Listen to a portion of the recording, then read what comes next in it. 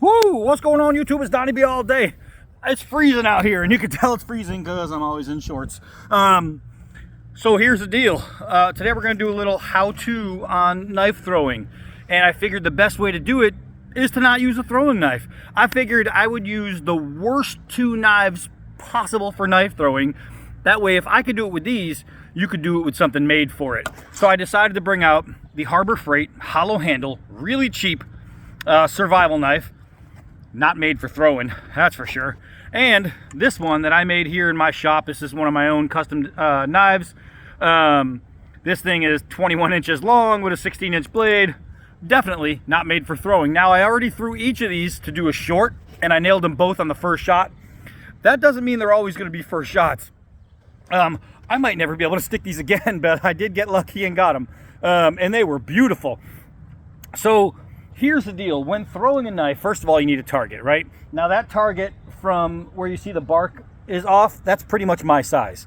So I'm throwing at a target at my size. So if I hit it at all, anywhere, I'm pretty much hitting someone like me. So if people say, oh yeah, but you're off, you set up I'm setting up a target the size of a human. What else do you want? So I don't really care as long as it goes. And that's what you should care about too. You should care about sticking it, not care about bullseyes. Bullseyes come after you get a bunch of practice in. I already showed that on a video where I did like a precise throw where I took a stick, I put it in there, and I spliced it in half. Dead precision shot.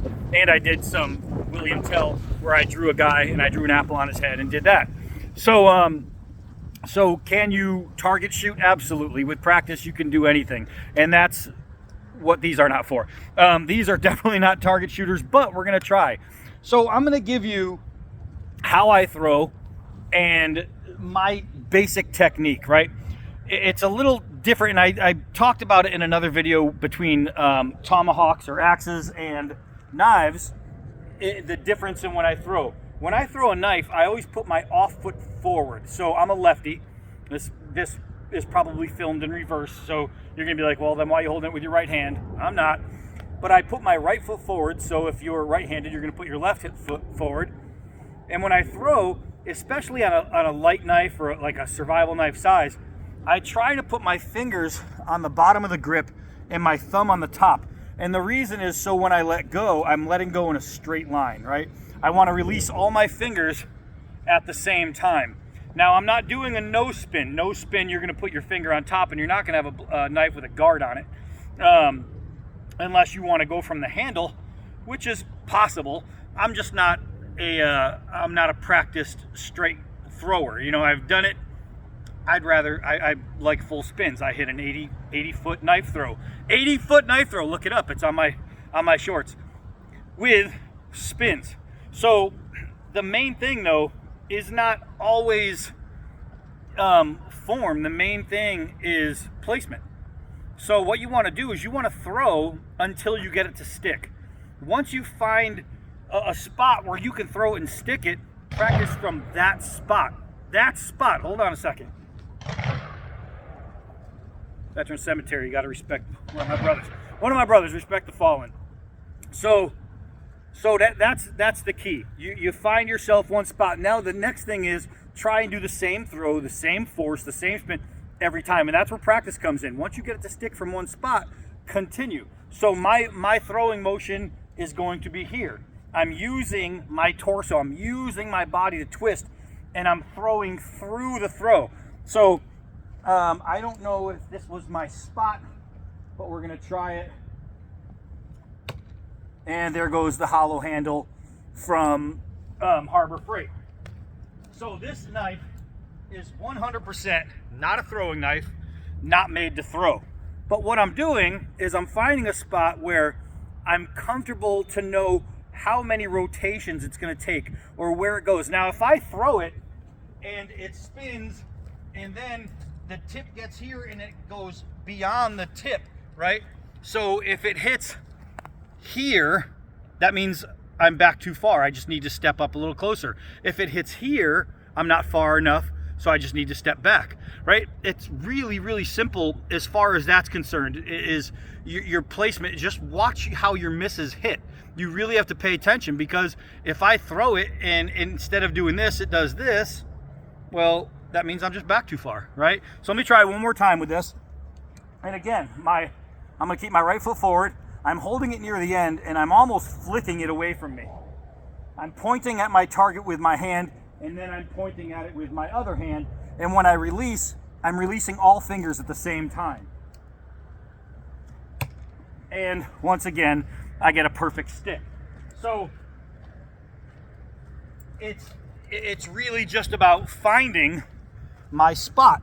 Now I'm gonna throw this thing, and this thing is beyond not made to throw, right? This one, finding the spot is a little harder because it's so big that it comes out of the hand a little different, and just one little wobble can change the way the wind hits it. Plus, it's a little windy right now, which means, being such a big fat blade, the wind is going to make it turn just a little bit and shift. So let me try and back you guys up a little bit, because I think I know I need to stand farther back when it comes to a big blade. So I'm not exactly sure where I need to stand, but we're gonna try and figure this out together. Oh, I just went to the side. I'll tell you what, I think I'm at the right distance. I just threw it over a little bit because I hit here and a big piece of the tree flew off. So let's try that again. I'm gonna pick a spot. I don't know necessarily if I'm in the right spot, so we're gonna try. All right, so as you'll notice, and this is exactly what I just said, seeing the spot I'm in, it hit like this, right? So I want it to do this. That means I need to back up a little bit. So I'm just gonna take a half step back. I'm gonna do the same thing. And there you go, I'm in the tip. All right, so I know that, you know what's crazy is I just threw this and I got it on the first one. I got lucky with the spot. So let's go. All right. Now, I think I'm pretty much right at the right spot. Now it's about throwing it the same way every time and getting it to hit. That one, I stepped up just a little bit just to test it, and you see how it hit. It hit flat, so I'm going to back up. And there we go. So all I had to do is pretty much find a spot. Now I'm going to try and remember that spot because I didn't mark it. Man, that hits like a ton. This thing's so heavy. We'll try one more. Oh, that was there. That was there. I think my tree is starting to get so flaky, it's just falling apart when the knife hits. All right, so I know I'm there. I think I'm in the right spot. Maybe I was a little bit farther back. We're gonna try that just one more time, one more hit. All right, so, oh my goodness. All right, so that's what it was. I'm still hitting up and down, which means I'm not as far back as I thought. I tried making a mark with my foot, but the ground's frozen, so it didn't do anything. All right, so I'm in the tip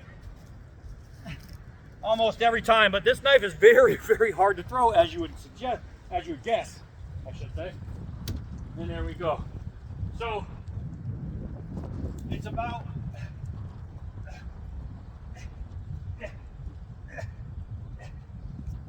it's about distance. Finding that distance. I'm going to try and do a turn and throw. That's the distance. So that was without even looking at my target. That's just knowing where my target is. Did you hear that squeak? Knowing where my target is and firing it off. So when you're throwing a knife, what's the most important thing? The most important thing is leaving the hand. You want it to leave a straight path, right? So all your fingers leave at the same time. You want to make sure you're using your body. You don't want to just stand there. And if I put this hand forward, let's see if I can get it to stay. All right, so I over-rotated a little bit, so I can, with the other foot forward, I threw from the same spot I was just hitting from. This thing's a beast. And and it went just fine. But I'm more comfortable because I practiced the other way. You can practice your front foot forward, no problem, as long as that's what you're practicing and getting used to. That's the main thing, is distance and consistency. That's it. There's no big secret to knife throwing. Now, if I was standing closer, I would have to throw from the blade because I'm only getting a half rotation farther and I'm pretty far back. You want a full rotation. So you think about how long it takes for this thing to get all the way around, how far that's got to travel. And that, see, like a smaller knife, a full rotation is going to happen a lot quicker than a bigger knife. That's why this one was a full 3 feet closer to my target. A full 3 feet closer to the target, throwing the same throw at the same target, just different size knives. So it's very, very possible to throw any knife, and I mean any knife, knives that just aren't made for it. It's really possible to do it. All you have to do is practice. Now, I know I could say that, and I've never come out here and practiced with these throwing, but I've practiced enough throwing in general to pretty much have an idea what I want to do and how I'm going to do it. So it's just understanding how I'm going to be leaving my hand. I got my fingers underneath, I got my thumb on top, and I'm just, how do you do at the end of it, right? So I'm doing that every time. I'm doing the same motion every time, and I'm throwing with power. You notice I'm not sissy throwing. I'm not just going, let me see if I can just get it to the target, because a lot of people, when they're throwing, they're going to be very tentative, and they're going to be throwing these really soft throws. You have to end up building confidence. That's why it's good to get a throwing knife to start with, because you don't want something where you're going to break off your scales or break a guard or anything like that. So get yourself a designated throwing knife. The Gil Hibben 3 is really good. The Cold Steel LaFontaine, the Cold Steel True Flight. There's a lot of really good throwing knives out there that are designated throwers. That'll keep you from breaking knives on accident, right? And don't ever pick up one of these for throwing. This is something that you better have thrown some knives before you chuck something like this. And if you don't want to break a cheap knife, I would suggest you don't pick up one of these and use it for throwing. But I'll tell you what, these little Harbor Freight knives, I can't even remember how much it is, $5 or $10 for this hollow handle knife. And you can see I'm throwing it with power, I'm hitting, it's not breaking. So a lot of people can say whatever they want about them, but I'm proving it. So again, distance, consistency, distance, consistency, distance. That's all you need. Once you hit one, that's your distance. That's how the blade has to get around. But now you have to throw it at the same power, the same speed, the same motion, the same release every freaking time. So throwing, while it's easy, it's not easy. It's easy once you get it, but it's not easy to get it. The thing is, once you get it, you'll never forget it. You know, it sounds weird, I know, but it's kind of like, it's like riding a bike. It is. If I haven't ridden a bike in about, a year, if I get on my bike right now, I can pedal my ass down the street. I'll have no problem. And that's exactly how it is. Once you start throwing, man, once you start landing consistent hits, it just gets better and better and better. So if you want to throw, just two things: consistency, distance. That's all it takes. Take that to the bank. All right. What a dumb line that is. All right, so that's it for me. I am Donnie B all day. Until next knife.